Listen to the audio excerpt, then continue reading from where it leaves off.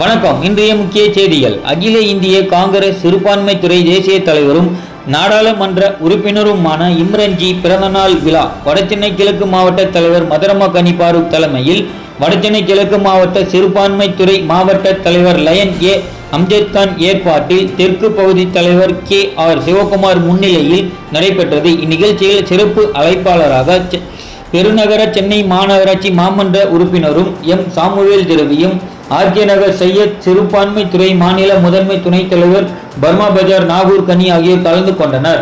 இதில் காமராஜர் மற்றும் டாக்டர் அம்பேத்கர் சிலைக்கு மாலை அணிவித்து மரியாதை செலுத்தப்பட்டது. இந்நிகழ்ச்சியில் தூய்மை பணியாளர்கள் மற்றும் பொதுமக்களுக்கு நலத்திட்ட உதவிகள், அருஞ்சுவை உணவு, இனிப்புகள் வழங்கி சிறப்பாக கொண்டாடப்பட்டது.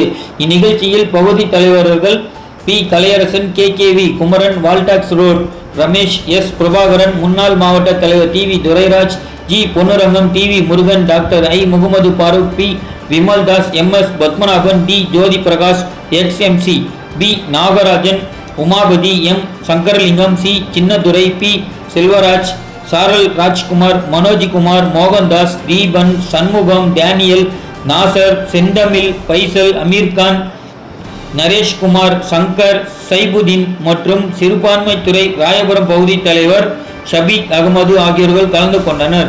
இதில் C உதயகுமார் நன்றி உரை கூறினார்.